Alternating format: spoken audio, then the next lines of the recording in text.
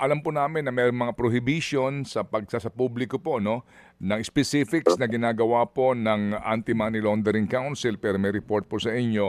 Ano ho ang pinakahuling balita po naman dito sa paghahabol po ninyo sa mga ari-arian ng ilang pong mga proponents o mga starring sa skandalong ito? Well, medyo gumanda yung ano po. Go ahead, ano, go ahead. Ted? Go ahead, sir. Sorry.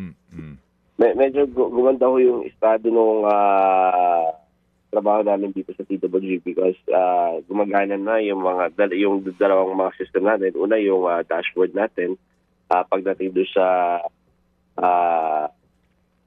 assets recovered to. So pinopopulate na to. So nakikita na natin yung universe natin when it comes to the assets recovered. And second, yung when it comes to the documentation na kailangan ng bawat isa para tulungan to help each other agency na magawa niya yung trabaho niya. For example, the AMFC, the BIR.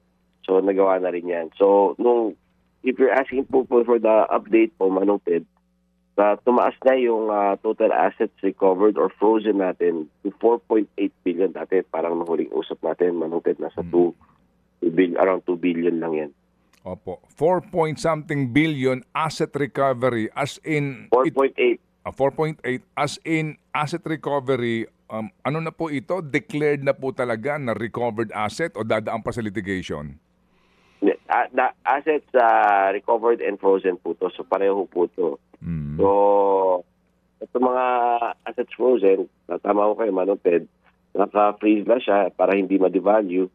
At inihintay po na either, kasi kami, Manong Ted, ang thinking namin, gaya nung huli natin pag-usap, no, hindi namin hinihintay na magkaroon ng korte. If we can do it individually or do sa mga particular mandates ng bawat ahensya, na we can recover yung mga assets we can recover those assets na yan, so maibenta, ginagawa natin.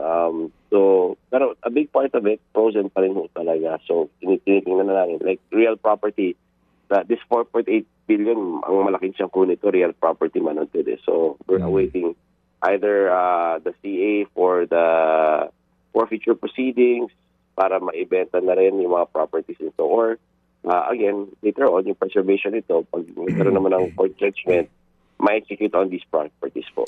Mga kapatid, brothers and sisters, saan ka pa? Dito na tayo sa totoo.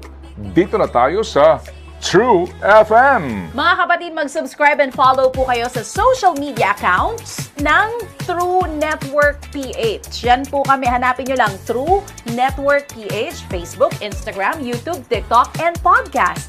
Mapa Apple or Spotify man yan, mahahanap nyo kami. Lahat ng mga napapanood at napapakinggan nyo po sa programa, nasa social media accounts namin yan. So, paano mga kapatid? See you sa social media!